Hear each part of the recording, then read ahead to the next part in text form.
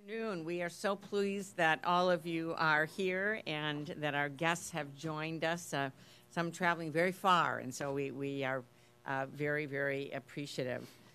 It's great to be joined by my colleagues. We have a number of colleagues that will be joining us throughout the hearing, and in a moment I'll turn to our ranking member on Finance Committee, Senator Ron Wyden, and our ranking member on the HELP Committee, Health, Education, Labor, and Pensions. Senator Murray will be joining us as well, and all of us as colleagues are very grateful again for you being here. Also, I want to recognize that Senator Heinrich, who's the ranking member of Joint Economic Committee, and Senator Casey, ranking member of the Aging Committee, today released a terrific report on the Republican health care plan and the impact on rural hospitals, and I know that when they come, they will want to talk about that. There's so much at stake for American families and for health care, literally right now, because any day, we are now hearing tomorrow, Senate Republicans will bring a bill out. We may get to take a peek at it tomorrow, but they're going to bring a bill to the floor that is a triple whammy for families in my state of Michigan and across the country. Costs will go up, health care coverage will go down, and they'll use the money they save for a tax cut for millionaires and billionaires. Instead of honest bipartisan work to fix problems and lower costs of prescription drugs and out-of-pocket costs, which we all want to work on in a bipartisan way, Republicans have decided to ram a bill through Congress that takes health care away for tens of millions of Americans and raises costs on everybody. And again, to add insult to injury, the money saved will be used for a tax cut for the wealthiest Americans. Their bill is being drafted in secret. The administration has seen it. K Street lobbyists have seen it. But somebody in Michigan with cancer or Alzheimer's disease who will lose their health care has not seen it. And they deserve to see this bill and have the opportunity to comment. The bottom line, people across our country have not seen this bill. It's also important to note that Senate Democrats held 100 hearings. I want to repeat that. 100 committee hearings and committee meetings before the Affordable Care Act was even voted out of committee. And those of us as members of that committee know that. That was a very long process, many, many meetings and hearings. In contrast, Republicans have held not one hearing. We had a Finance Committee meeting this morning, and I implored the chairman in a committee that has traditionally worked together to stop this process and at least allow us a hearing and an opportunity to discuss and debate this bill in the Finance Committee next week. So, if they choose not to do that, which it appears they will not, then we are here instead doing that for them. We're here today to allow citizens from around the country to be able to speak about what these proposals mean to tens of millions of Americans. We know that these proposals they're putting together will devastate rural communities. We know that Medicaid covers nearly half of the children in small towns and rural areas in Michigan and across the country. Half. We know that Medicaid covers more than half of all seniors in nursing homes and long-term care. We know that Medicaid helps our schools provide special education services and make sure that people with disabilities get the care and support they need. And we know that the Republicans are proposing legislation that will gut Medicaid health care. In Michigan, the nearly 680,000 people who now have coverage through Healthy Michigan will be left without medical care, and millions more will receive less health care. We know that health care is personal, not political. So it's not a political game. This is about you and your family. It's about our communities. It's about our quality of life. which is why we need your voice and we need your help to stop this plan. Not only our witnesses with us today, but all of those who are joining us through our live streaming. We encourage you to share your story with us online using the hashtag America Speaks Out. We know that millions of people have been responding and continue to respond, and we ask you not to stop. This is too important, and this is the moment that we need to be doubling down and responding even more. So thank you so much for joining us today, and I'm going to turn to Okay, Senator Patty Murray, who is, as I mentioned before she came in, the ranking member of the Senate Help Committee. Thank you, Senator Murray. All right, thank you. And thank you to Senator Stabenow for holding this hearing, and thank you to all of our witnesses who traveled here today to share your personal stories. I'm really glad to be here today, but I also have to say I'm pretty disappointed because, frankly, this is not how it should work. Instead of joining Democrats to work together on policies that would actually fix families' health care and make quality coverage more affordable, Senate Republicans, as we all know, have drafted their version of Trump Care in secret and are planning to jam it through Congress before anyone has a chance to see how bad it is. But based on what we do know, their bill is going to be very devastating for our families across the country, and it is especially going to do a lot of harm in our rural communities.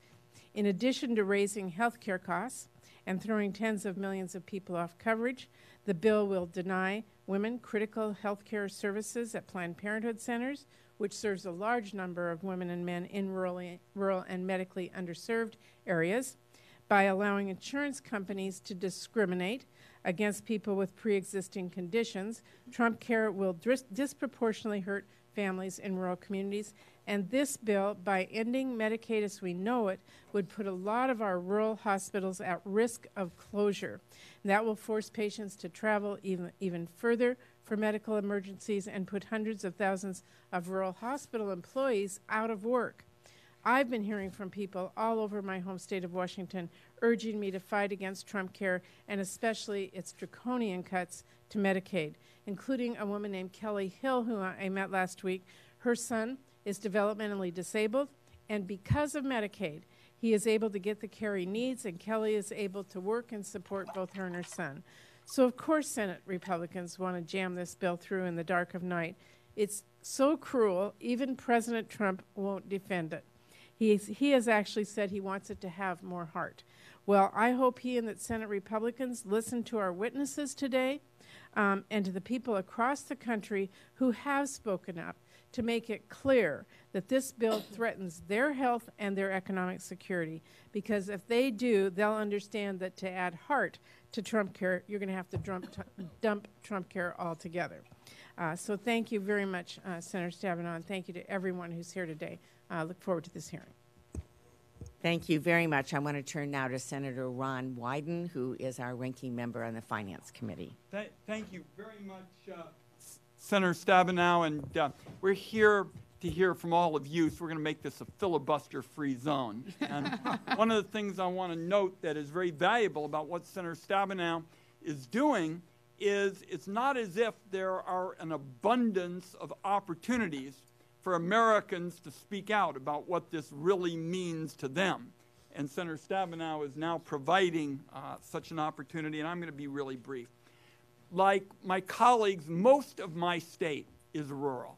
And the fact is, this House bill would hit Oregon and rural communities like a wrecking ball. And a number of my colleagues mentioned these nursing home cuts, with 2 out of 3 beds being accounted for with nursing home dollars. I noticed we had a guest from Alaska. Some of you may know that this legislation contains something called an age tax.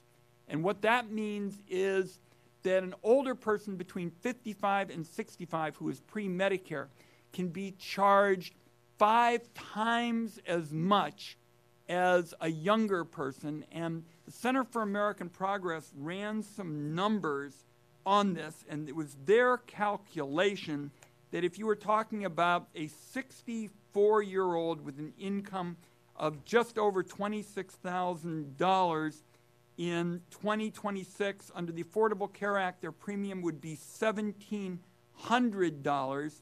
Under the House bill in 2026, an Alaskan would pay $49,000 as a result of that kind of age tax. So what we are talking about is slap your forehead premium increases on people. And the only other point I want to make is to state the obvious. We all know that in rural America already there's a shortage of healthcare choices.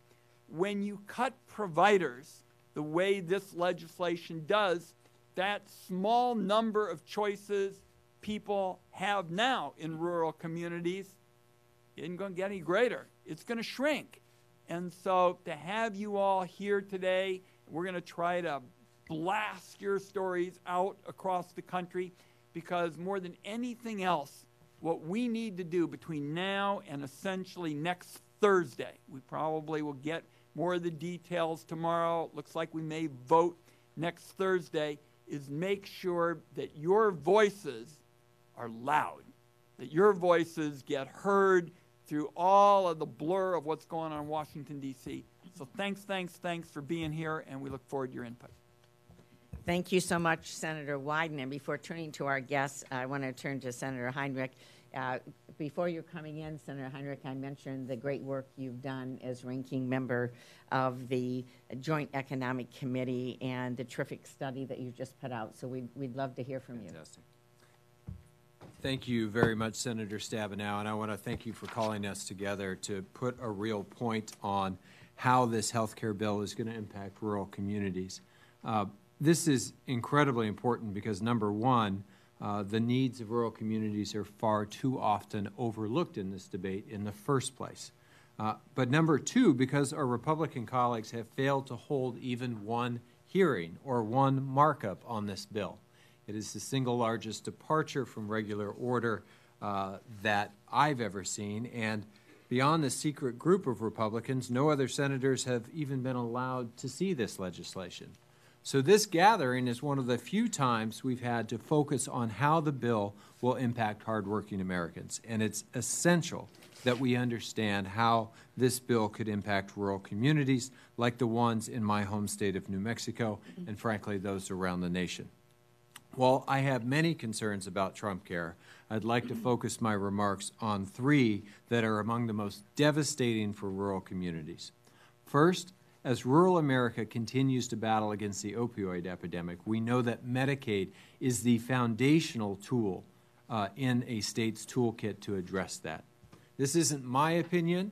This is a position shared by healthcare experts like Dr. Joe Parks of the National Council for Behavioral Health, who last Friday actually testified before the President's White House Opioid Commission. Dr. Parks said that Medicaid is the largest national payer for addiction and mental health treatment. And he detailed why we must maintain the Medicaid expansion if we're going to make any progress at all on combating the devastating opioid crisis. Grants are great. They're an important part of this effort, which is why I voted to support the CARA and the 21st Century Cures bills. But without dedicated funding that Medicaid brings, without the guaranteed coverage for mental health and substance abuse use disorder treatment, the federal government will be shifting the financial burden of fighting this epidemic directly onto the states. The second way this bill hurts New Mexico is this. We have more than 900,000 New Mexicans that rely on the Medicaid program. More than 70%, about 3 out of 4 babies born in New Mexico are born with coverage in the Medicaid program. For so many of our seniors, Medicaid is the only program that will help them and their families afford long-term care so that the services and, frankly, the dignity that they deserve in their later years is respected. For disabled New Mexicans, including children, Medicaid helps them live their life to its greatest potential. I hear from New Mexicans every day. I'd like to point out Brittany from Aztec, who I spoke about yesterday on the floor, who called Medicaid a lifeline for her family, especially her 2 kids who have life-threatening allergies and need almost constant medical attention. Yet Republicans want to slash hundreds of billions, that's billions with a B, of dollars from Medicaid, and destroy the program as it currently exists. Finally, I want to emphasize the major economic hit that this bill represents to rural communities in states like mine. Our healthcare system represents about 1/6 of this nation's economy, and it supports millions of jobs. Republicans have taken a go-it-alone approach that will significantly impact the nation's economy without holding one hearing. According to the Economic Policy Institute, implementing Trump Care could cost New Mexico alone 50,000 jobs by 2022. Folks, I come from a state of 2 million people. We don't have 50,000 jobs to lose. I am the lead Democrat on the Joint Economic Committee, and today, along with the Senate Aging Committee, we released a report showing that rural communities are more than twice as likely as urban counties to be reliant on healthcare jobs. The report shows that the average pay of hospital employees in rural counties is 43% higher than the average pay of other workers in those same counties. Losing those jobs would be catastrophic. So I agree with the President who called the House-passed bill mean.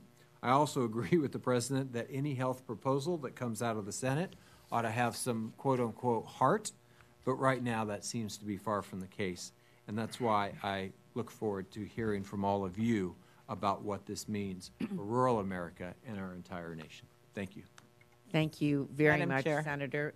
I just want to note that Yes, the room Senator is gender Klobuchar. divided and that the women outnumber the men. The women outnumber the men. I thought that was Which is why it'll be a great hearing. I can live with that. That's a good thing.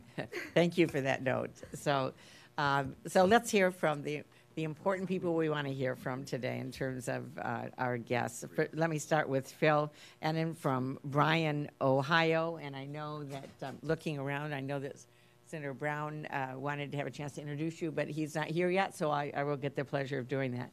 Mr. Ennen is the president and CEO of Community Hospitals and Wellness Centers, a small hospital system that serves Williams County in northwest Ohio.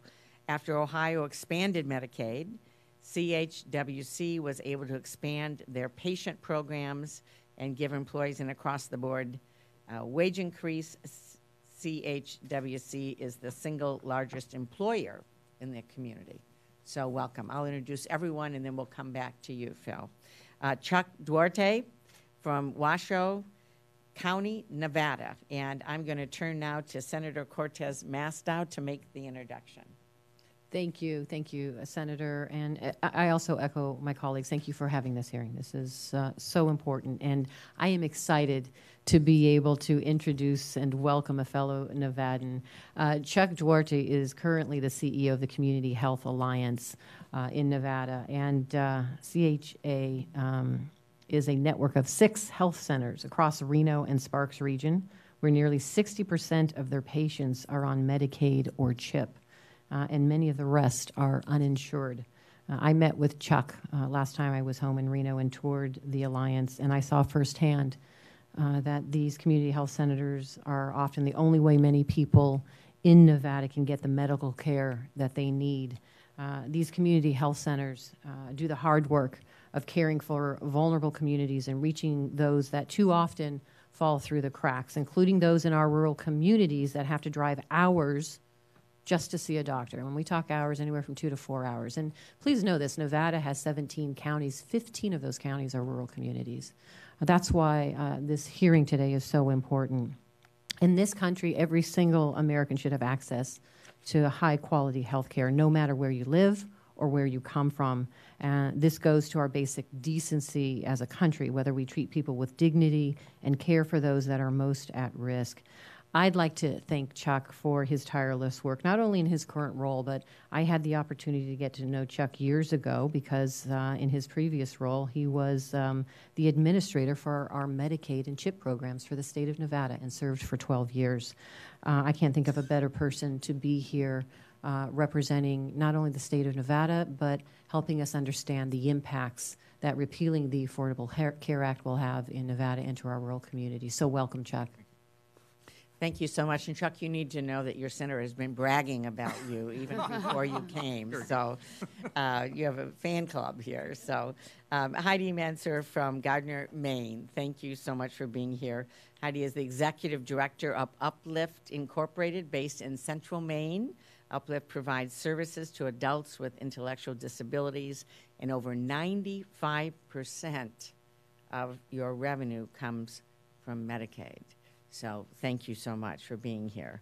And Denise Campbell from Elkins, West Virginia. And I know that, looking around, because I know that Senator Manchin was going to be here. So in his absence at the moment, before he comes in, I get the pleasure of introducing Denise. Mrs. Campbell is a former West Virginia state representative from Elkins, West Virginia, who is a nurse by training. While in the state legislature, Ms. Campbell represented Randolph and Pocahontas counties, two of the most rural counties in West Virginia. Experienced as both a legislator and health provider, she has a unique perspective on taking care of our seniors. So welcome. And then Moira Pahola, thank you so much for coming from Soldotna, Alaska. You win the prize for the person who has come the longest, the farthest, and we really are grateful. And I know that you're a student at the University of Alaska in Anchorage. You grew up in a small town in Alaska, and you're here to tell us your story about how Planned Parenthood was there for you in your time of need. And then last but not least, we have the National Farmers Union president, someone that we know well, Roger Johnson. From North Dakota. Mr. Johnson is the president of the National Farmers Union, a national grassroots organization that represents more than 200,000 family farmers, ranchers, fishers, and rural communities across the United States. Prior to leading the NFU, Mr. Johnson served as North Dakota Agriculture Commissioner. He hails, as I indicated, from North Dakota, is a third-generation family farmer from Turtle Lake. So thank you for your advocacy for farmers and rural communities. So at this point, we're going to ask Phil to proceed with your testimony. Thank you, Chair Stabenow. I'm grateful for this opportunity to bring the voice of my community into this. And I had originally put in my testimony debate. That's kind of the wrong word, isn't it? On July 14th, I'll mark 30 years with my hospital. Bryan is the place where I grew up. My wife and I met in first grade. After college, we moved back, and I started my career. We came back for all the reasons someone who had a wonderful childhood chooses to go home. We loved growing up there. But the Northwest Ohio of my childhood is in twilight. The recession erased jobs. Children are coming to school hungry and distracted. Local government's challenged to meet needs for basic community services with ever less funding.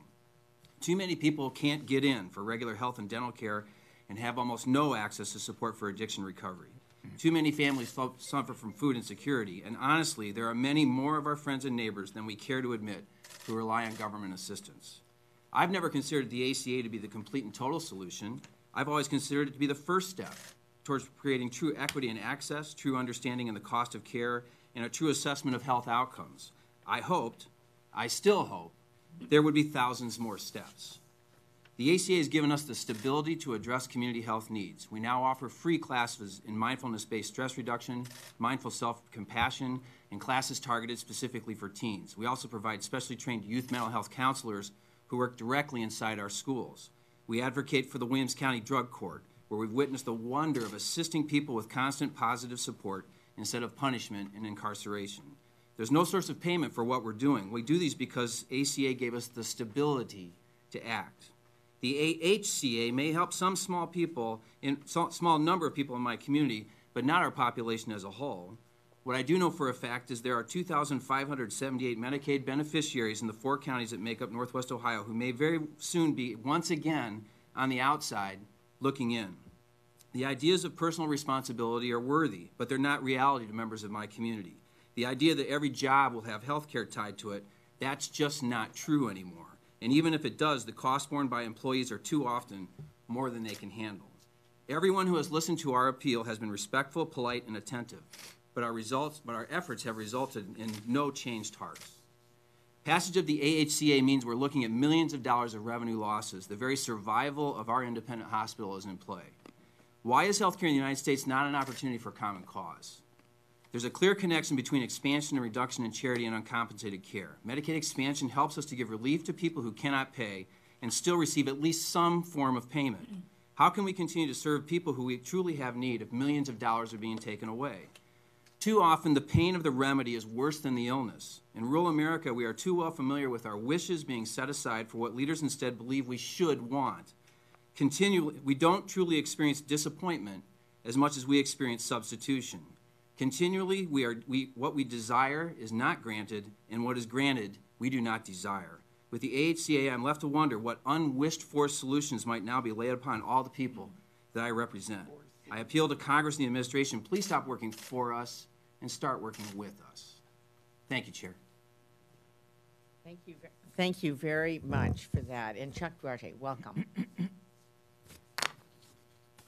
Thank you, Senator Stabenow and members of the committee. I want to thank you for the opportunity to speak today about Nevada and rural health care and how it might be affected by the American Health Care Act. And hello to Senator Cortez Masto, my senator from Nevada.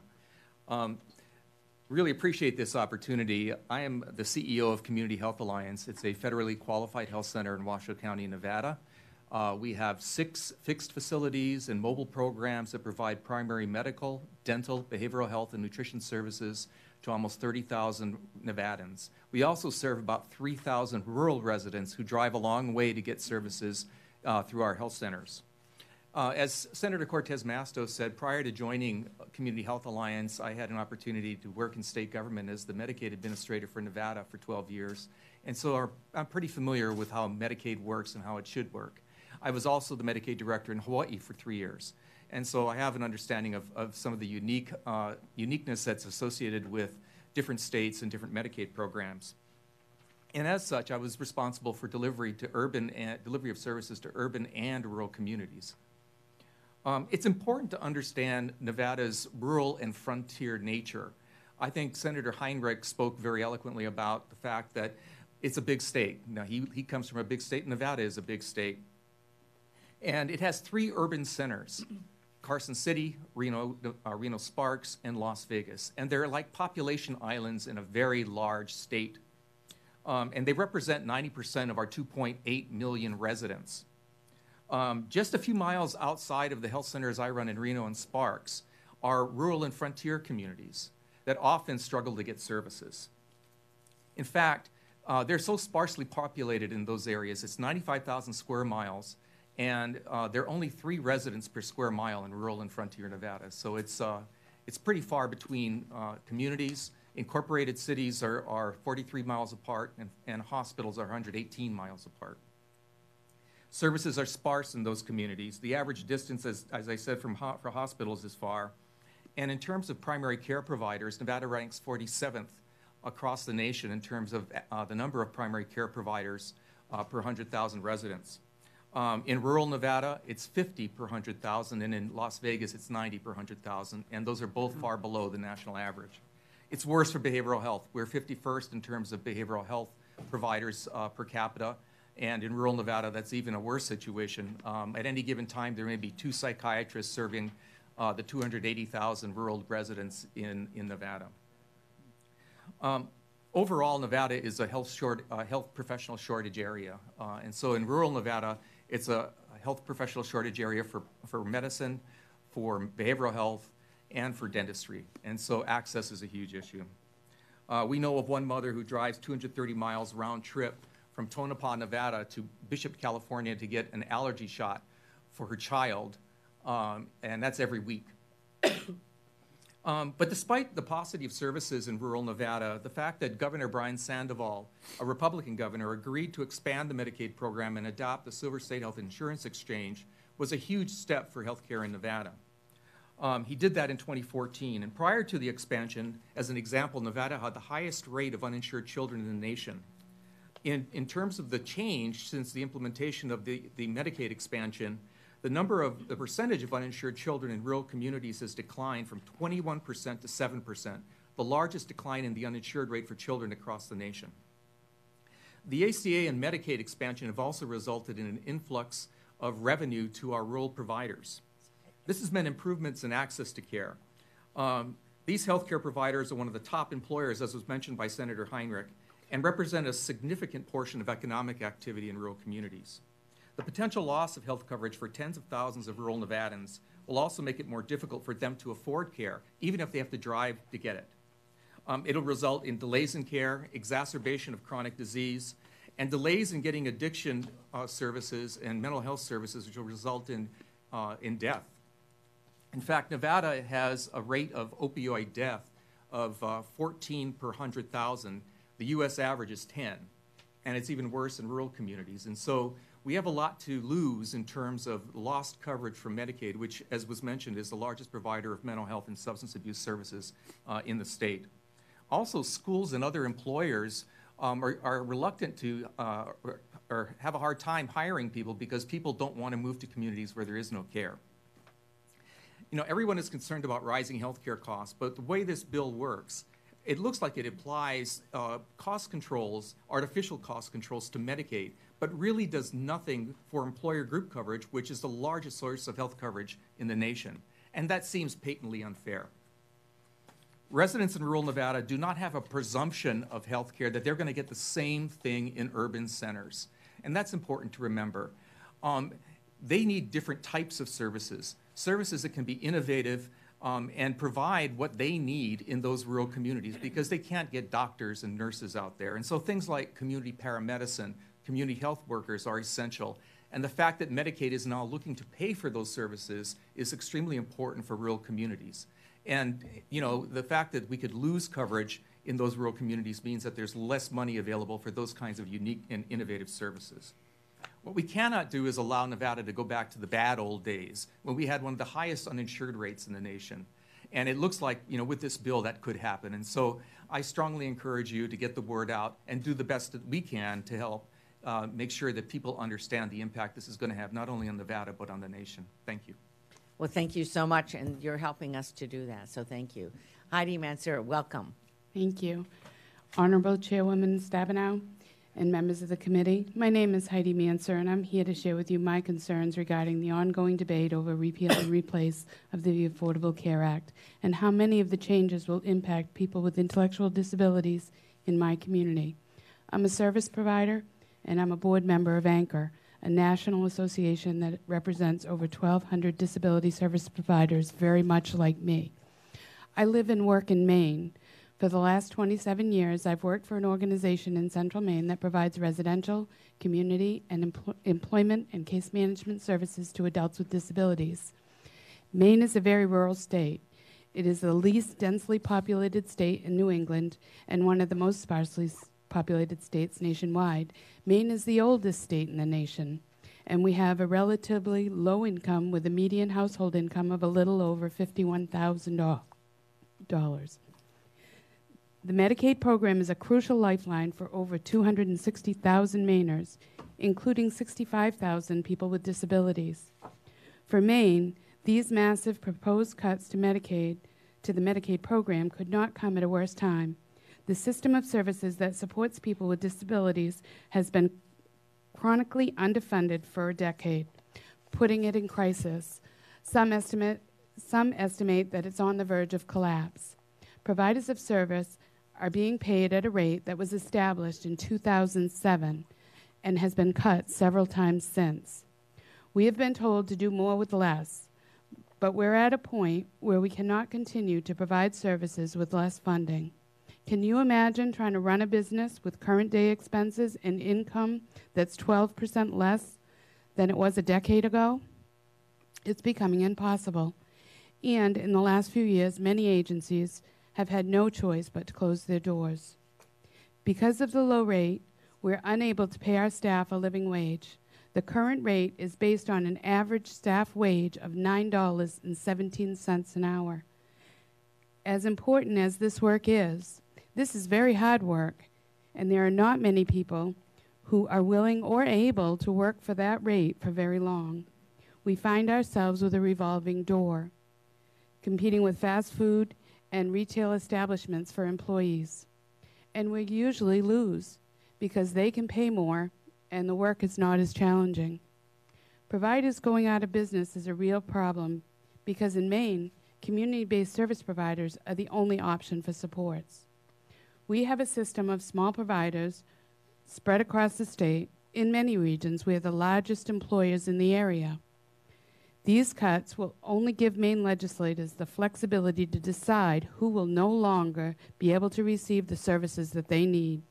Community-based services are not a mandatory program under Medicaid, which puts our programs that are less expensive than institutional care and lead to better outcomes for people with disabilities at greater risk. I'm here to ask you to work with your colleagues to help them understand the devastating impact to people with disabilities that would come from restructuring the Medicaid program. I can tell you that any large cuts or drastic restructuring of the Medicaid program will cause irreparable damage to organizations like mine that provide much-needed services for people with disabilities. From what we do know from the House version of the bill, the growth rate will regress our programs. The locked-in base year will devastate us. And there's no requirement that states use the disability calculated dollars for disability programs. I believe Congress can do much, much better. Thank you. Thank you very much. We're very pleased to have Denise Campbell with us. Thank you. Thank you. Thank you so much for allowing us to be here today to be the voice of rural America. I have lived in West Virginia for over 40 years. I have worked in the healthcare industry for over 30 years, believe it or not, and I was born right here in Washington, D.C. So, as many of my colleagues here have said, some of us are going to repeat this, what you have already heard, which that should make it sound so real, is that this is really fact, what we're sharing here today. In West Virginia, we have over 170,000 people that were added to the Medicaid expansion. We have 24,000 individuals that are receiving opioid treatment in West Virginia through Medicaid.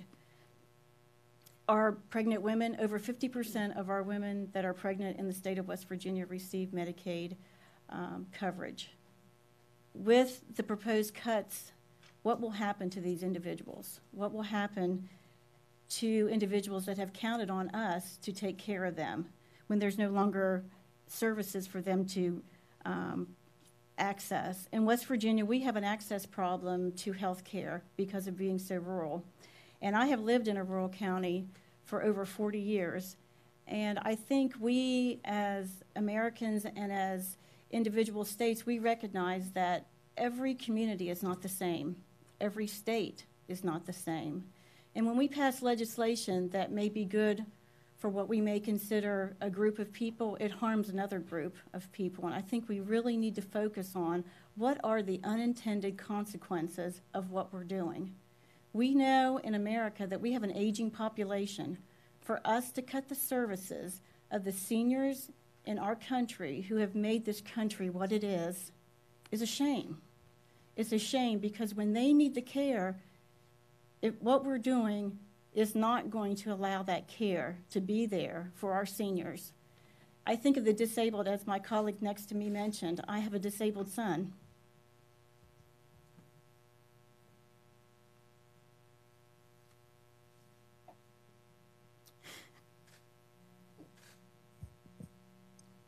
To think that we would take the most vulnerable people of America and of our states and let them pay the price by not receiving care. Our seniors, our veterans, individuals with disabilities who have no choice of the situation that they're in. But we're going to say, you know what? You're not worthy of care. And I don't want to say that I'm from a country that doesn't care about its citizens. But my purpose for being here today is to explain that being in rural West Virginia is a challenge alone. But when the ACA happened in West Virginia, we have been able to have health care for individuals who did not have health care. As many of you all know, West Virginia leads the country in obesity, in heart disease, and type 2 diabetes. By being able to have Medicaid expansion and having people to be able to have health care coverage has allowed them to be able to be cared for the way that they should be. We know in the past the most frequent access that people used was through the emergency department, and we know that is the most expensive way to receive health care. We take health care away from individuals who have Medicaid and who have health insurance. We are going to force them to go back to receiving care in the most expensive places. I want to talk a little bit about our seniors. In West Virginia, a lot of people, I think, believe that Medicaid coverage is for people who choose they don't want to work or they're lazy. But you know what? That is not true. In West Virginia, the largest population of people who are covered under Medicaid are our senior citizens. Some of our senior citizens live on $650 a month. Can you live on $650 a month? Can you pay a premium? Can you pay a copay? Can you pay the deductibles for prescriptions? You know, there are seniors that have to decide, am I going to pay my electric bill or am I going to get my prescriptions? Medicare Part D was a great thing to happen for our seniors. But if we're talking about, in our state, we have people who are on a waiting list, over 1,000 people on a waiting list for Medicaid waiver. Those are in-home care services for seniors and the aged and the disabled. And actually, those people, there are people who are dying while they're waiting to be on a list. And if we cut services that we currently have, that list is going to get longer, and we are going to have more people who are going to die while they're waiting to get care. And then we talk about nursing homes. Yes, nursing homes in the state of West Virginia, over 75% of individuals that are residing in a long-term care facility is paid for through Medicaid. If we move to a block grant process, when that money is up, who's going to make the decision of who doesn't get services? And when that person is not safe to live at home, who could be, could catch their house on fire, could go out in the middle of the street and get ran over, and they have no family to take care of them, but there's no more Medicaid dollars to take care of them, what are we going to do with our seniors? It's very upsetting to think that we would ignore the needs of our seniors, because we know we are an aging country. Our country is getting older, and to not have services for our seniors, I just think is very shameful. And I think that I know what I have been taught throughout my life is that if you're going to be making a change, you've got to have a plan, and you've got to have a team of people, and you have to have stakeholders at the table. And there are many stakeholders that, from what I'm hearing, have not been at the table. And we need all the stakeholders at the table to be able to work together to come up with the best plan possible.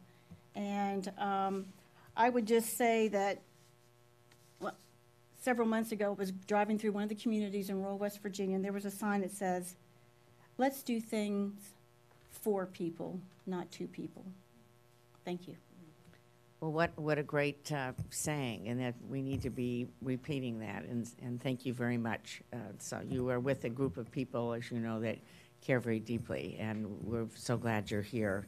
And Moira Pahola, thank you so much again for coming all the way from Alaska. We know that is a long trip, and that it's important that you're here. Moira. Hello, Madam Chair and senators of the committee. I would just like to personally thank you for taking the time to hear my story and also express my concerns about the American Health Care Act. My name is Moira Pahala. I'm from a small town called Soldotna, Alaska. And growing up in a small town, I knew almost everybody.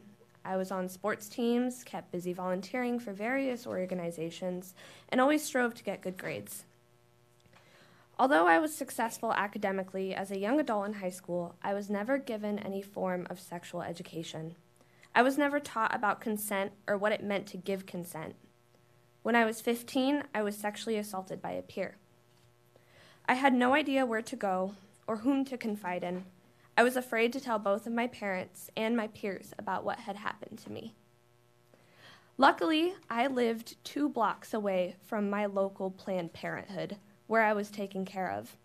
At Planned Parenthood, I was provided with the care that I needed at no cost. The clinicians and staff not only provided me with Plan B, birth control, medical counseling, and the sexual education that I had been missing, but they also gave me the tools to recover from what had happened to me.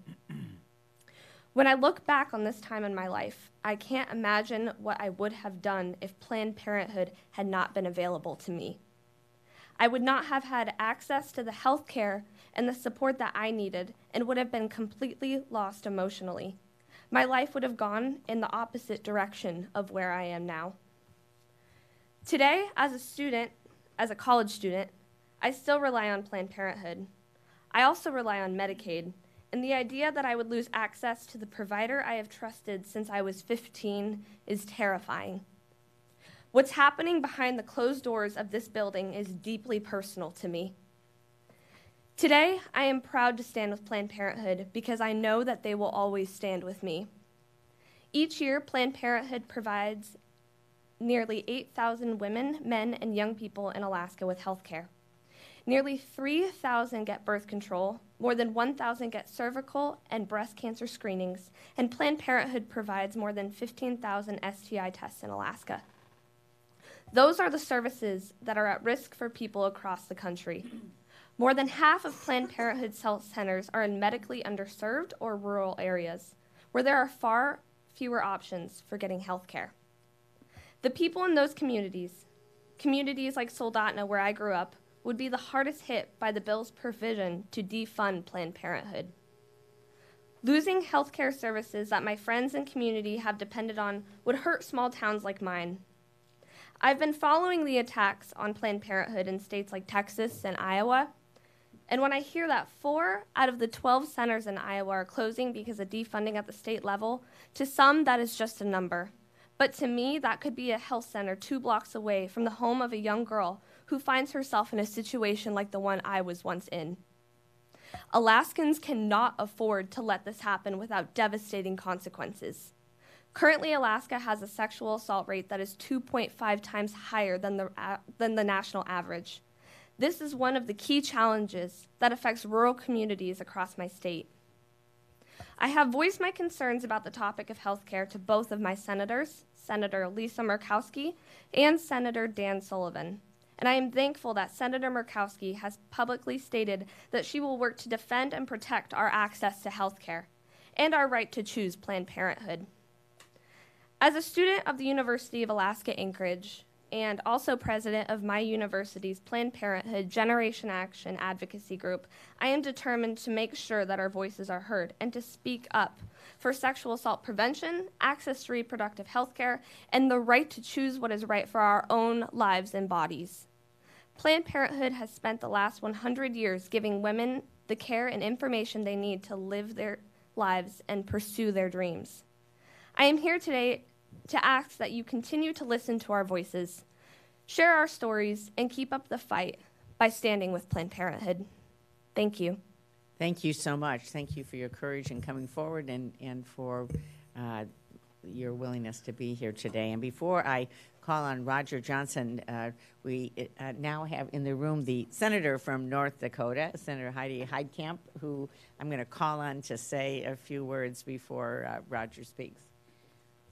One of the, Roger and I go back a long way. We served on the Industrial Commission together. I was the Attorney General when Roger was the Ag Secretary in North Dakota. And so we've seen a lot of ups and downs in rural America.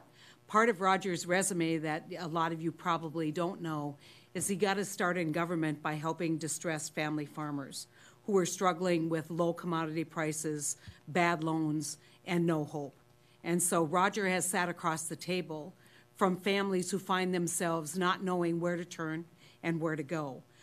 He has helped them work through their economic challenges, but he also has seen how critically important access to health care is and access to affordable insurance is as part of that, our rural communities and our family farmers' daily existence. And so I wanted people to know, Roger, that when you talk about this, it's not as now the all-important head of the Farmers Union of the United States and of America, but it's from the perspective of someone who has sat across the table from family farmers who literally, in many cases, way too many, we were lost because from death as a result of suicide.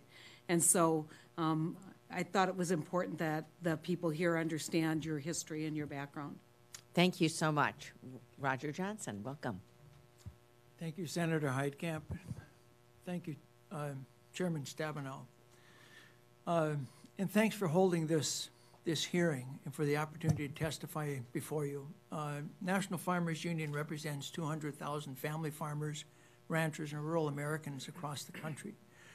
During my time as North Dakota's Ag Commissioner from 1997 to 2009, the cost of health care was the most frequent concern I heard when talking with farmers and ranchers. Preceding that time, the time when I was a credit counselor that Senator Heidkamp mentioned, the single most common reason for farmers going through bankruptcy or facing foreclosure was health care bills that could not get paid. This is no small thing. It's a big deal. Many farmers have sought full-time off-farm jobs for themselves or their spouses primarily for health insurance benefits. As time went on, single-family policies have become increasingly unaffordable, and many farmers were forced to go without health insurance. Our member-driven policy affirms, quote, the right of all Americans to have access to affordable, quality health care, end quote. We cannot support legislation that will cost 23 million people their health care coverage. The House bill fails to address many of the problems that farmers and ranchers face in accessing coverage, including desperately needed stabilization of the health insurance marketplace. The act hurts older farmers by permitting insurance companies to charge much more to their older customers. The increased tax credits many farmers would receive will not be enough to offset the premium increases of thousands of dollars they will be charged. Basing tax credits on age instead of income would be extremely harmful to small and beginner farmers as well, who often face high startup costs and lower incomes. Those that don't receive additional income or health benefits from off-farm jobs would find it extremely difficult to purchase health insurance. Jimmy Dula, a young Farmers Union member from Colorado, provides one example of how important the Affordable Care Act's income-based tax credits are to young farmers. Jimmy began farming in 2012. Despite working a variety of off-farm jobs, he was unable to afford health insurance for 3 years. In 2015, he qualified for the advanced premium tax credit, which allowed him to find affordable coverage through Colorado's marketplace. If the House bill were to pass and become law, young farmers like Jimmy would again face all of the physical demands and dangers of farming without any health care coverage. Individuals with pre-existing conditions would again face an impossible situation. Farmers are much more injury-prone and significantly older than average workers. Many will be forced into high-risk pools, leaving them to contend with increased premiums, higher deductibles, and longer waiting periods for coverage. Financially, today, times are very difficult for farmers. Average net farm income is half of what it was 4 years ago, is expected to drop below the cost of production this year, meaning net farm income will be negative for most farmers. One might expect that farm income and expenses would then dominate farmers' concerns, especially as work on the 2018 Farm Bill is underway. However, just recently in 14 rural issues discussion meetings held in Minnesota by Minnesota Farmers Union earlier this spring, the cost of health insurance dominated the list of people's worries. Farmers view health care access and insurance coverage as a critical part of the farm safety net and are afraid of going back to the bad old days when they simply couldn't get coverage. NFU is deeply disappointed and very worried by the lack of transparency in the process that's unfolding in the Senate today. This issue is far too important to be dealt with in secrecy. The needs of farmers, ranchers, and rural Americans must be seriously considered as conversations on health care reform occur. While there's certainly opportunity for improvement in current policy, the American Health Care Act will only hurt family farmers and rural communities across the country. Thank you for acknowledging the unique needs of family farmers and ranchers and for holding this hearing today. Thank you so much, Roger. Growing up in northern Michigan in one of those small towns where my relatives were farmers, I understand exactly what you're saying. We have about 30 minutes before I believe we're going to have to leave for a vote. So I'm going to ask one question so I can turn to my colleagues to be able to ask questions as well. And thank you again to all of you. And this is for whoever would like to respond to it. And it relates to a basic principle that I believe, and I would assume that you share, and that is healthcare is one thing that if you don't pay attention to it, it doesn't get cheaper, it gets more expensive. And so in Michigan, where we expanded Medicaid, we now have 97% of our children being able to see a doctor, which is amazing. And we have 50% fewer people walking to the emergency room with uncompensated care without insurance, getting care the most expensive way, as you've all talked about. The good news for Michigan, the state of Michigan, the taxpayers, is that the state of Michigan will have about $430 million more in their budget next year for doing the right thing. So it saves money. So I wondered if any of you, I know, Phil, from your perspective, a hospital administrator, or Chuck, any of you, Heidi, Denise, would want to respond to what you see, if you would agree with that premise and how that relates to what you have seen in terms of costs and savings and focusing on people being able to see a doctor. Well, there's absolutely no question in our community that people who gained access, I thought I turned it on. There's absolutely no question that people who gained access to coverage in our community are now seeing primary care providers instead of emergency room doctors. There's no question about that. I would go one step further. I think we've got to get, even before the primary care provider office, we have to start working with people from the time they're born on wellness. And that's what we're trying to do in our community. We're trying to work with people from the time they're born on wellness. And that's cumulative over time will save by far the most money. What we have going on now is certainly saving over what we had before. We can do better than this. Thank you. Anyone else want to respond? Chuck, did you want to respond to that? Thank you, Senator. Yeah, I would, and I would echo what Phil just said. I think, you know, the ability that the Affordable Care Act provides for us to have the revenue in order to support services which I would call upstream, not just preventive services, but things like wellness and improving health literacy in the community is essential. We don't get paid for that, but the ability for us to subsidize those programs is important. So, for example, we have a healthy weight program for obese children. In our Title I schools, it's an epidemic, and particularly amongst Hispanic children. And so we are expanding our healthy weight program for those kids. And it's just because of the ACA and the funds we have from that we're able to do that type of thing. Thank you. Heidi, did you? Yes, I would. I absolutely agree. And from a little bit different perspective, we too spend a lot of time in our school systems working with young adults, children, gaining skills that are really hard-earned skills to gain. And right now, with wait lists already in Maine, when children will leave or young adults are leaving school, if there isn't a system of service in place able to support individuals, they lose those skills. They sit home and wait. It absolutely is not cost effective to have somebody have to relearn skills because there wasn't a service available. Thank you. Denise. Thank you, Madam Chair. I would like to say that I actually had a couple of conversations with CFOs in rural hospital areas.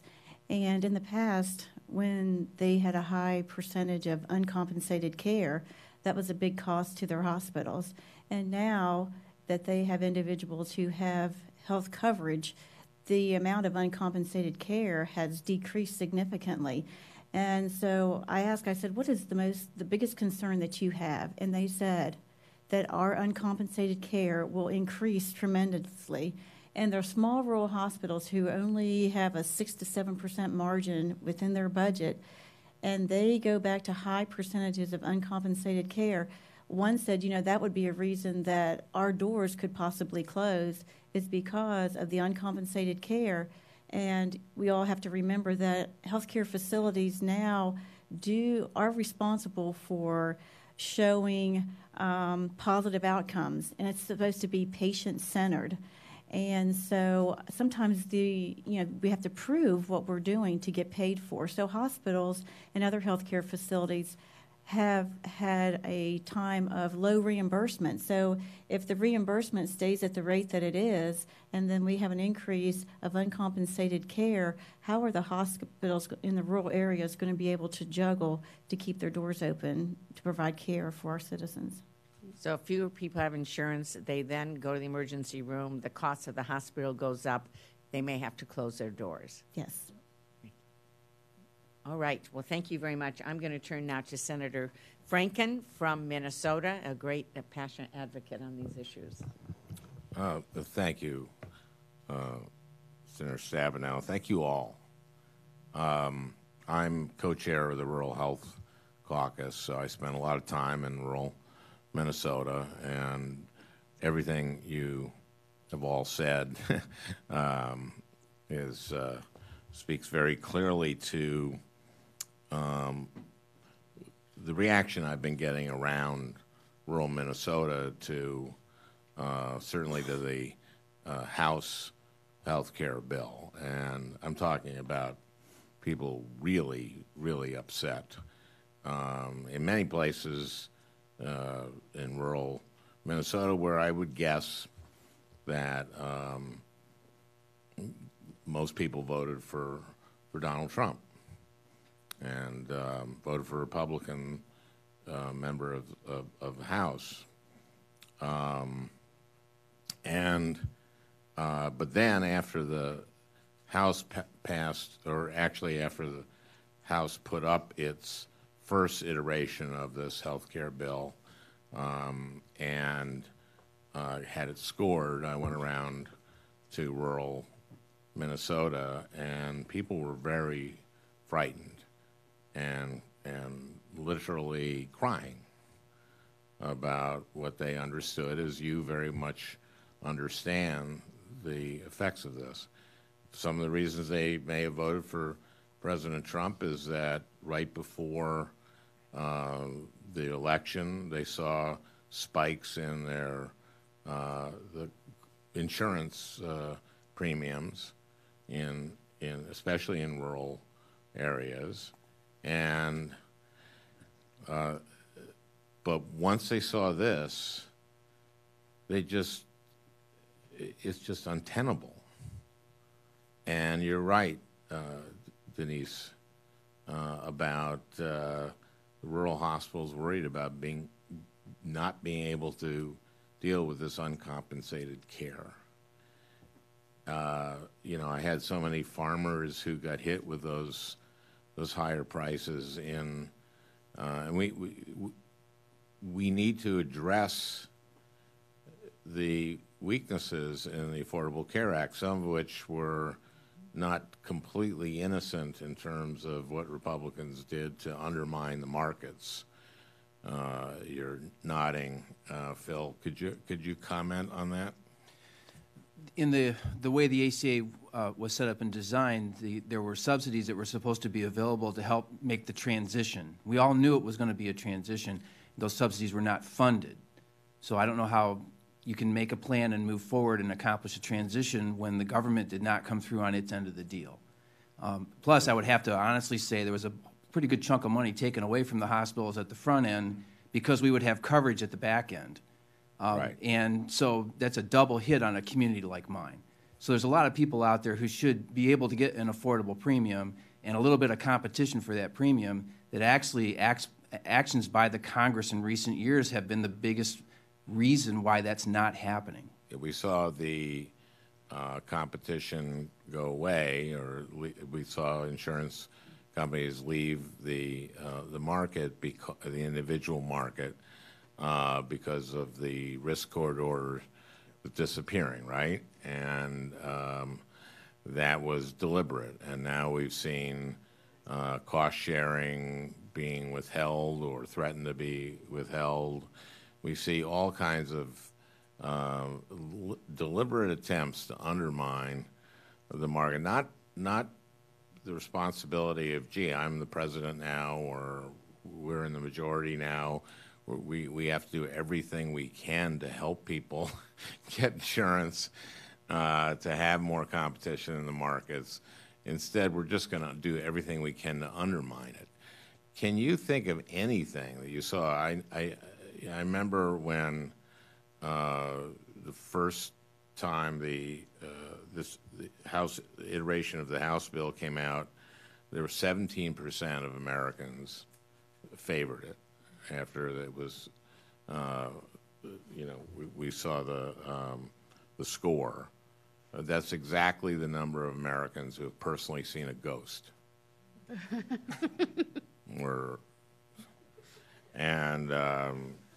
I don't know what the Zen or what's it called, the Venn diagram looks like. I think it's probably pretty much the same.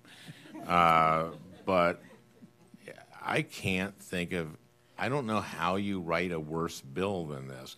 And then on top of it all, and I'm talking about people crying at Perham, Minnesota, a woman crying because her mom is going to lose her home health care, which she got through Medicaid. And she and her husband both work. They don't know what they're going to do with their mom. And on top of all of that, it's paid for by giving the richest people in America an enormous tax cut.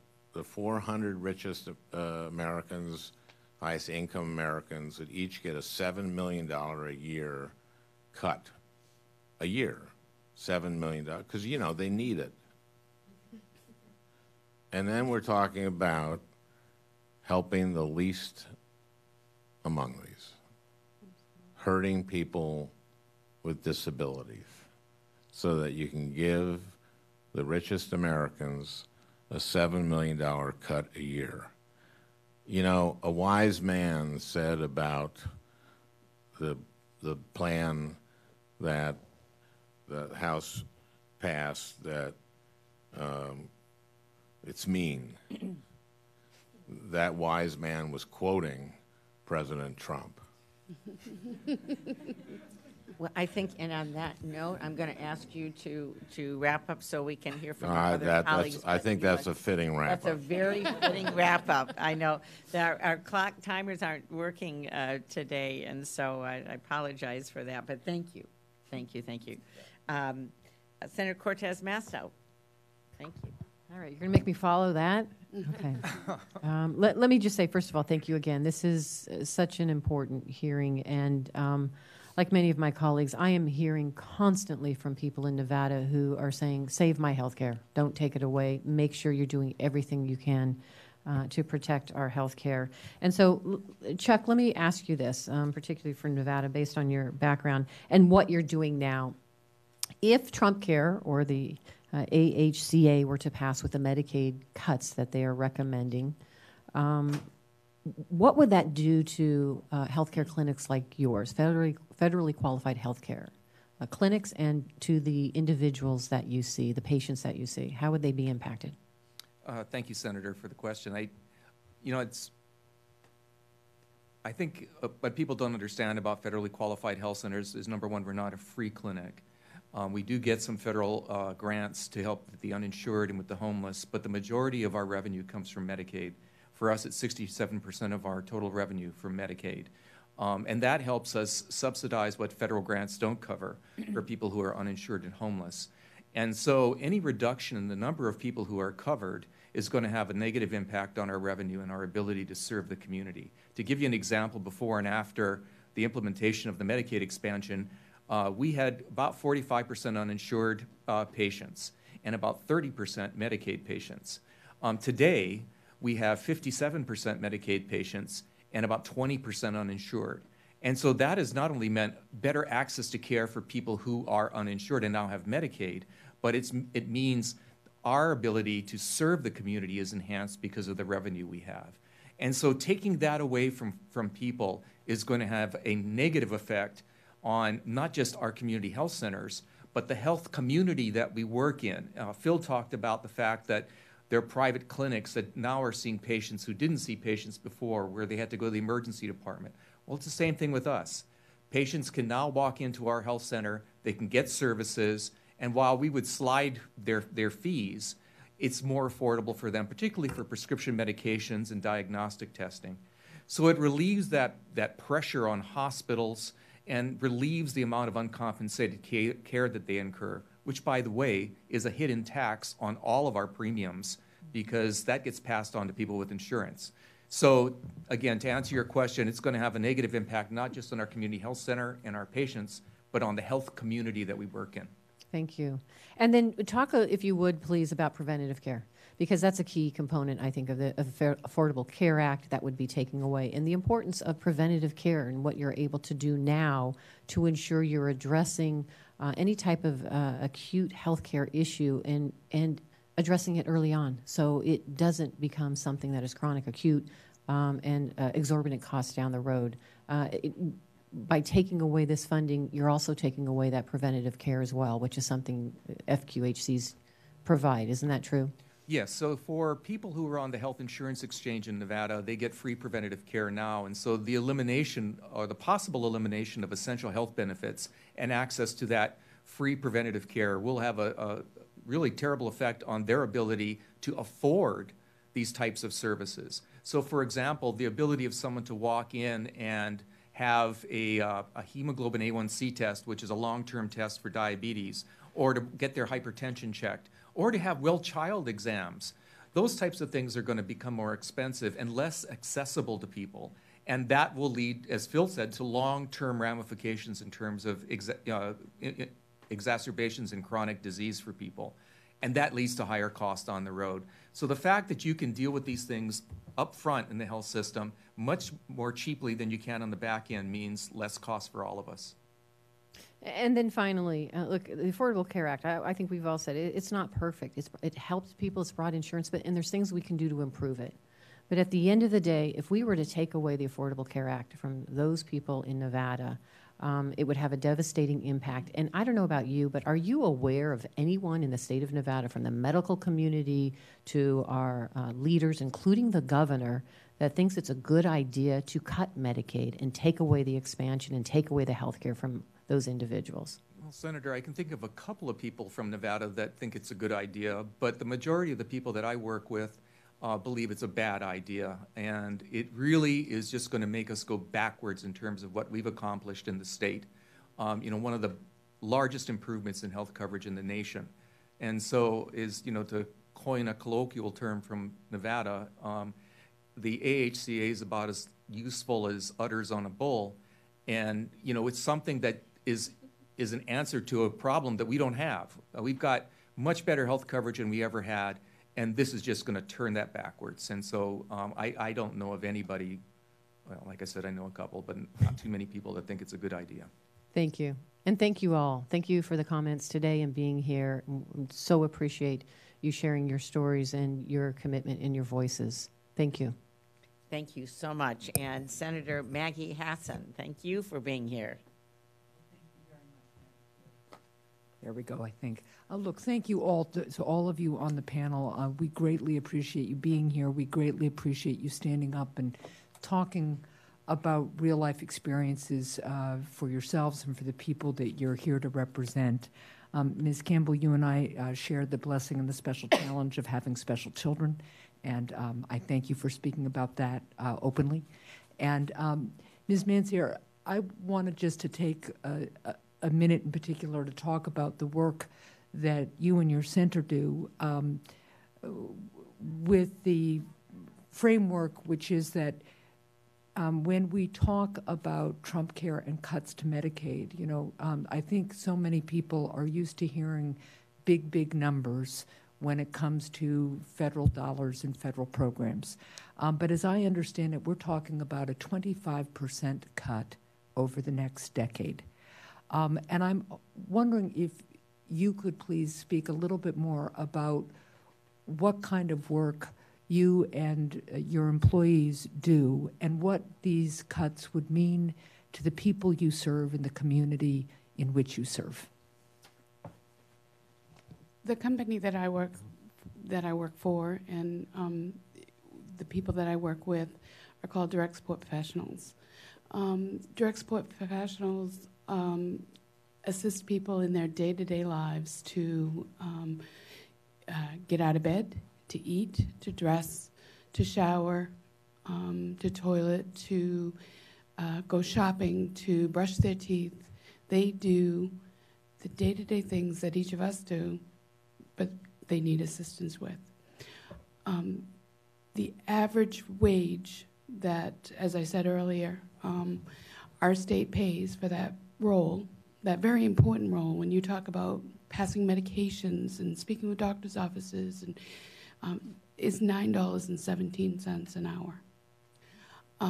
Our minimum wage next year is going to increase to $10 an hour in January of 2018. There is not a provider in the state of Maine that I'm aware of that's going to be able to respond to that mandate in a way that keeps the doors open. So I wish I could say that we've got a great plan to stay open next year if this, happens. But we haven't had a rate increase since 2007. As a matter of fact, we've had multiple cuts. So the planning has happened last year, the year before, 5 years ago.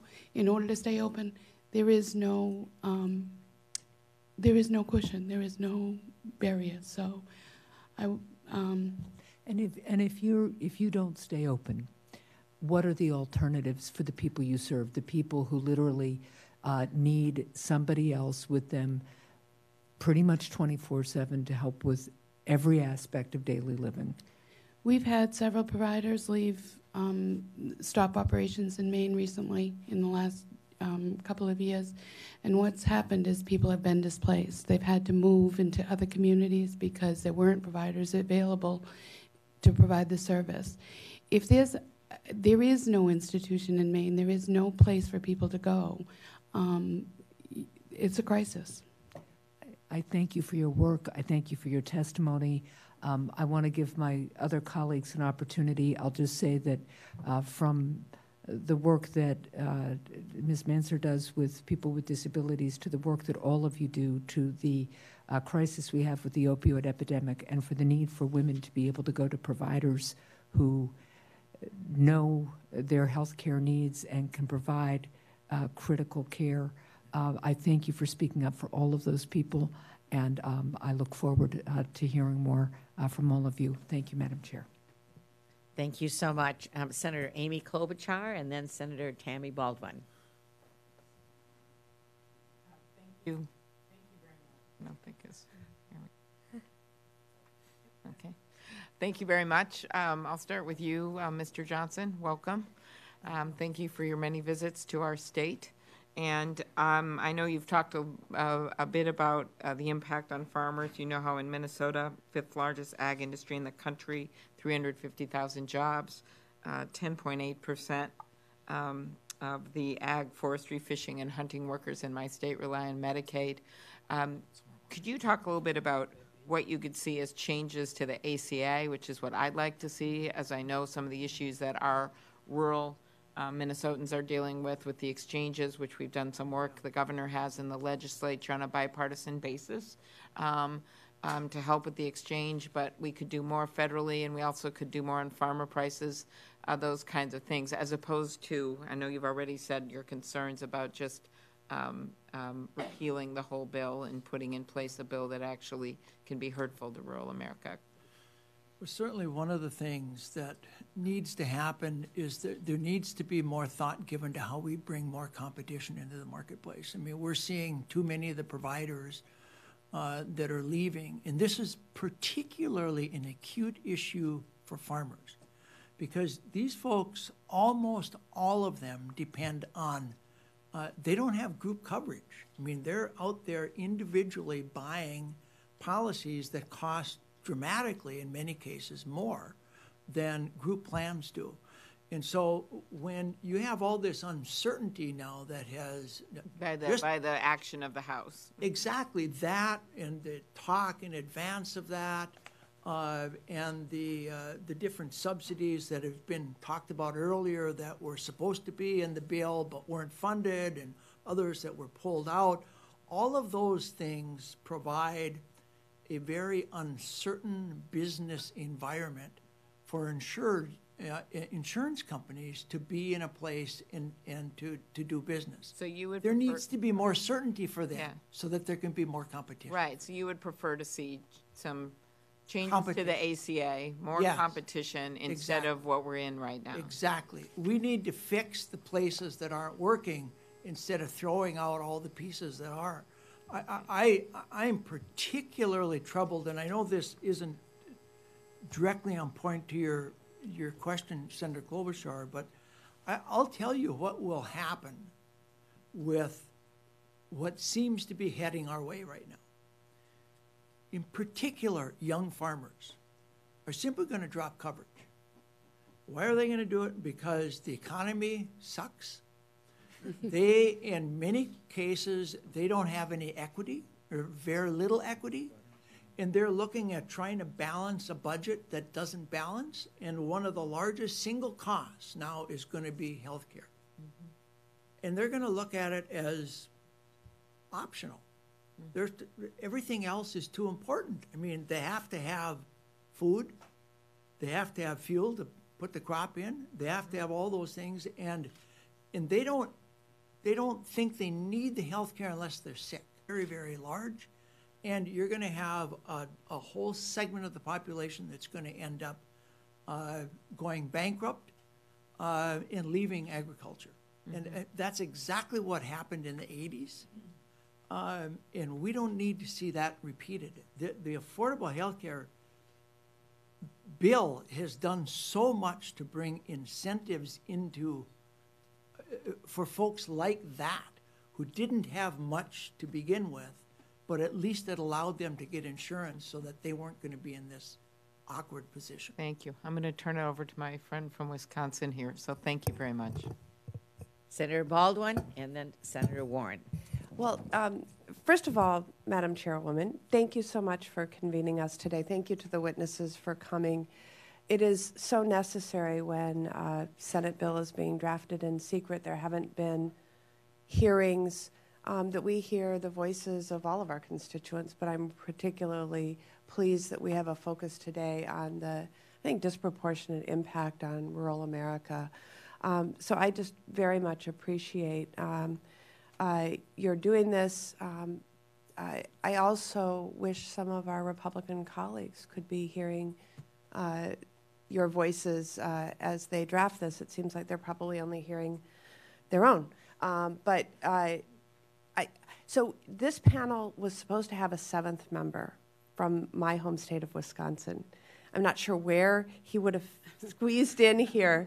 But I also find it a priority to have the voices of Wisconsinites elevated. And Mr. Johnson, I want to thank you in your testimony for talking about the particular struggles that farmers have with regard to obtaining and keeping affordable health insurance.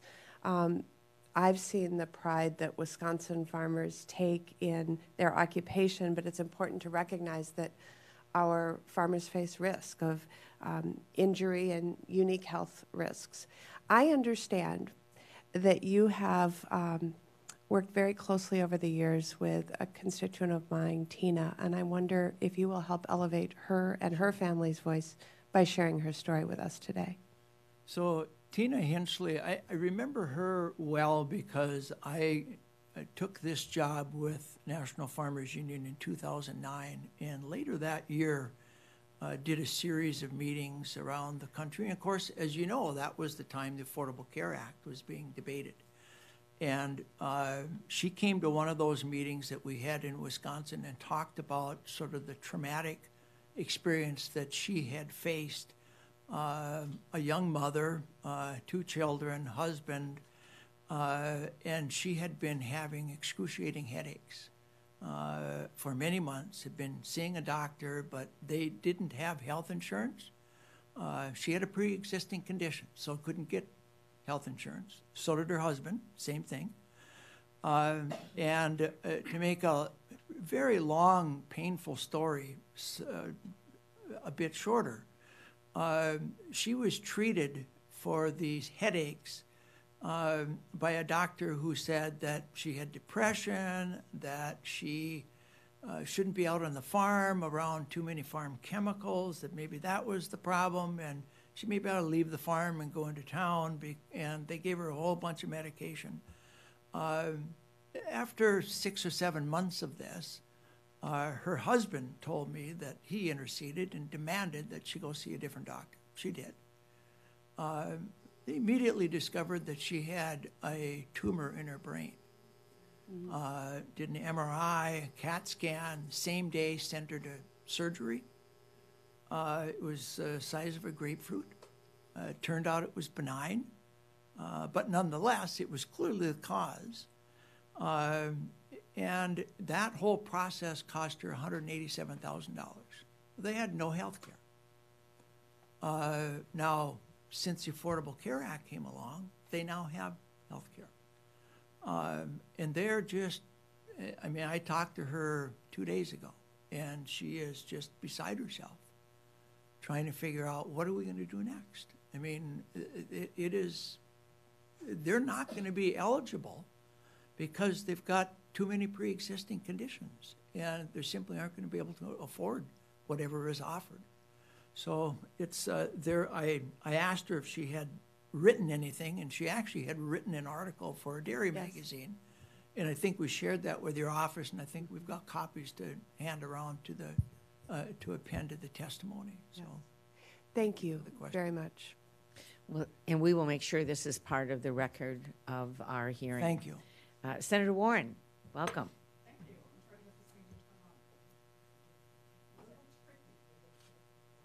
Just mine. All right. Women helping women. Thank you. All right, we got that. You bet we are. You know, we're sitting here in the basement of the Capitol's Visitor Center right now, instead of in one of the hearing rooms upstairs, because so far the Republicans have refused to hold hearings on the health care bill. The idea is that they think that they can rip away health care from millions of Americans without holding a hearing. And frankly, that's an idea that insults every American who cares about having access to affordable health care. You know, we don't know much about the secret bill, but based on the House bill, we know that it is likely to gut the Medicaid program.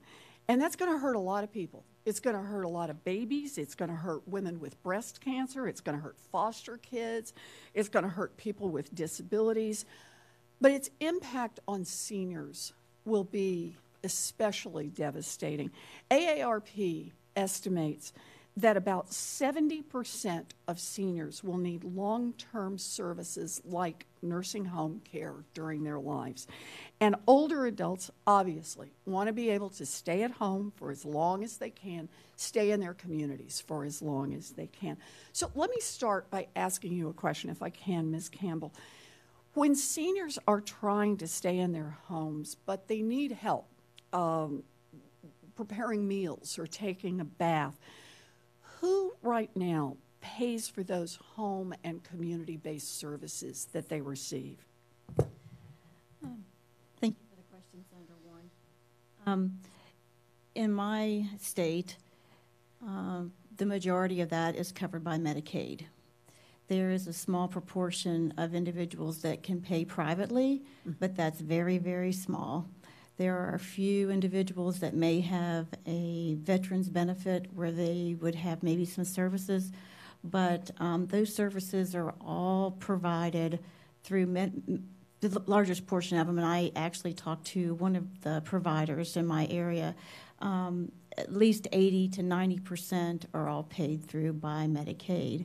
And that's where in West Virginia we have the Medicaid waiver.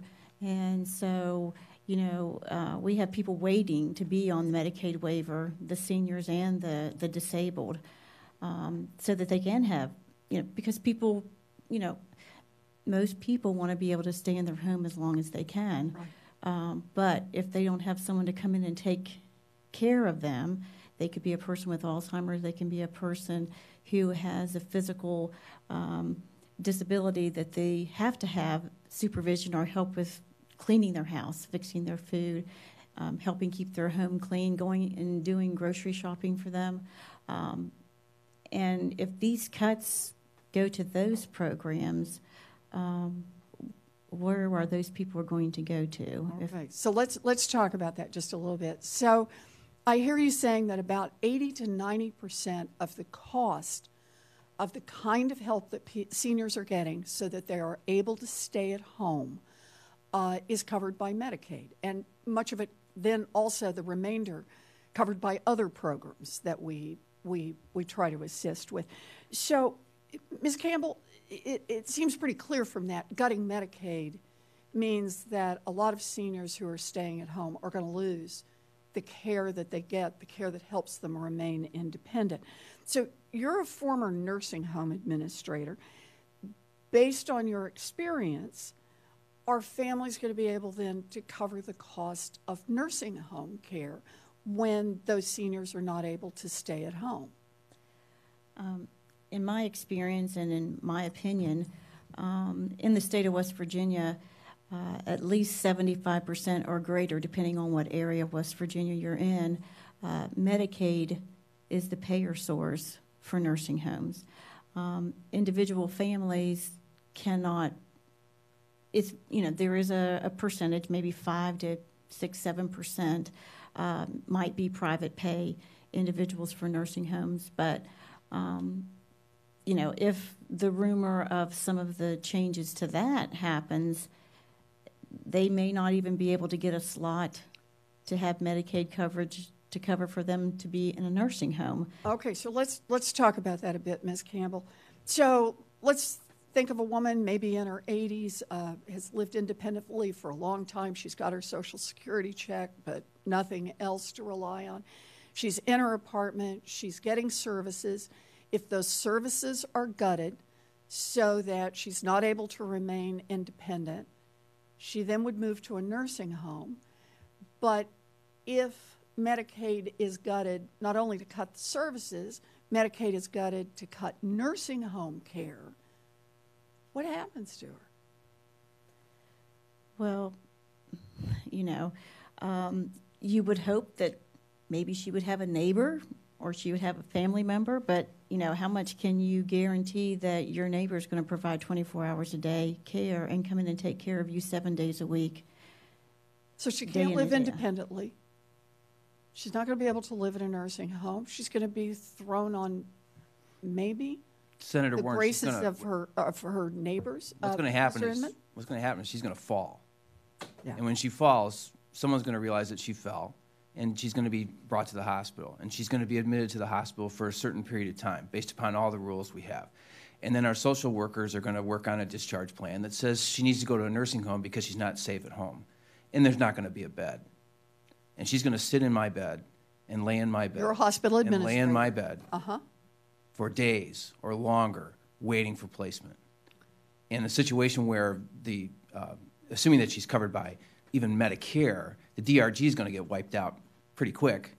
And we're going to have people in acute care hospitals who can't be placed for care in nursing homes because they lost their home care. So we've taken the least expensive path and wiped it out and created a profoundly expensive path in its place. So what you're really telling me is we're talking about a shell game here, right? Absolutely. And it starts out with the Republicans wanting to gut Medicaid so that they can manage to get billions of dollars in tax cuts for the richest individuals and for the largest corporations.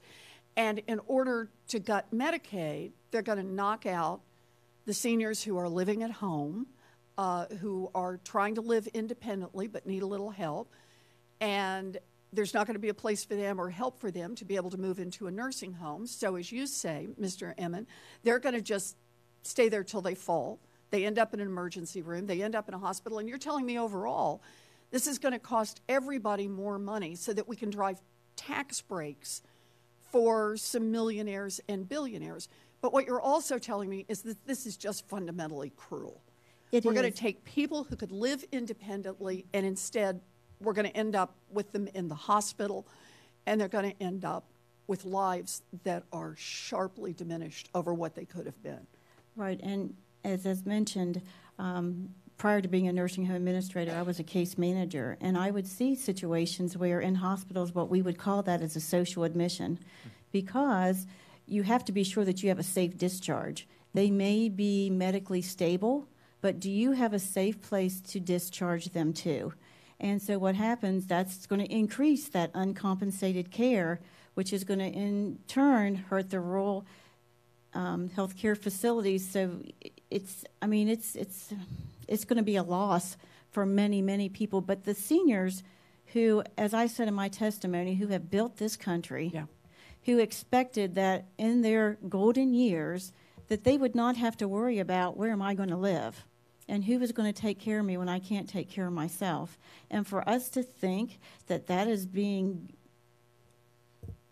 good to the American people, to our seniors and our veterans and our disabled individuals, there's got to be a better plan. There's got to be a better plan. So I want to thank all of you for being here today. I'm very grateful for it. It's very clear that the Republicans do not want to talk about this bill. They don't want the American people to hear about it. They sure don't want seniors to hear about what's in store for them.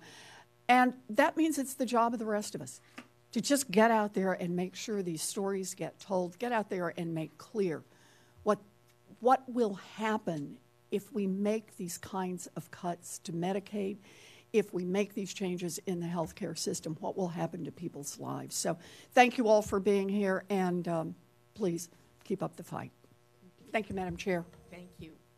Thank you very much, Senator Warren. And unfortunately, we are now in the, coming to the end of a vote that we're going to have to go be able to participate in. I wanted, Moira, to offer you an opportunity to ask more questions about Alaska, because I know this is a very, very rural state, many, many small towns. I know how critical family planning is, as well as the other small hospitals and facilities that are available, and how devastating what we're talking about today would be to people in Alaska. And so thank you very much. And unfortunately, we'll not have the opportunity to ask you that question, but we are very grateful. We hope that the people that have joined us today and are participating through our live streaming will go to America Speaks Out, who will share their stories and continue to be involved. This is not a moment to slow down. This is a moment to do even more. It's very critical. You've made the case today about what this means to people. And I will just say again, healthcare is not political. It's personal for each and every one of us. And we need to treat this discussion in a thoughtful way before anything is rushed through this Senate. Thank you very much. Thank you. Thank you.